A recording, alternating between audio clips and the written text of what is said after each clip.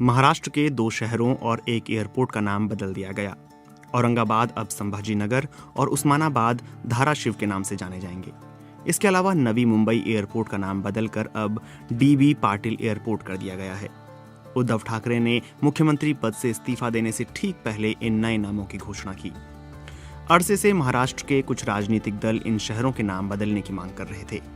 Aurangabad city और औरंगाबाद जिले का नया नाम रखने पर बहस जब तब होती रही। हाल में औरंगाबाद शहर में लव औरंगाबाद और सुपर संभाजी नगर लिखे साइन बोर्ड भी देखने को मिले थे। औरंगाबाद में सबसे ज्यादा हिंदुओं की आबादी है, लेकिन मुस्लिम आबादी भी कम नहीं है। औरंगाबाद में रह रही रिटायर्ड प्रोफेसर और इतिहास की स्कॉलर दुलारी कुरैशी कहती हैं कि आम तौर पर औरंगाबाद का ज्ञात इतिहास सिर्फ यादव वंश तक ही सीमित रहा है, लेकिन यहाँ सातवाहन काल के समय के भी प्रमाण हैं। उन्होंने बताया कि कन्हेरी की गुफाओं में जो अभिलेख हैं, उनमें सातवाहनों ने औरंगाबाद का उल्लेख राजत दाग के तौर पर किया है। ये गुफाएं औरंगाबाद यूनिवर्सिटी में हैं। दरअसल ये एक व्यापार मार्ग पर बसा अहम केंद्र था।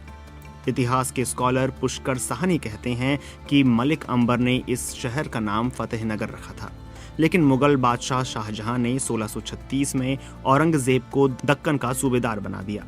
उस समय इस शहर को दोबारा नाम दिया गया खुजिस्ता बुनियाद। 1657 के बाद खुजिस्ता बुनियाद का नाम औरंगाबाद पड़ गया। शुरू में कुछ समय तक औरंगजेब दौलताबाद में रहे, लेकिन बाद में वह खुजिस्ता बुनियाद यानी औरंगाबाद चले गए।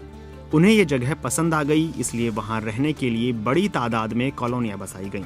बाद में इसे दक्कन की राजधानी बनने का गौरव हासिल हुआ। मलिक अंबर की तरह ही औरंगजेब ने भी वहां 11 नहरें बनवाई।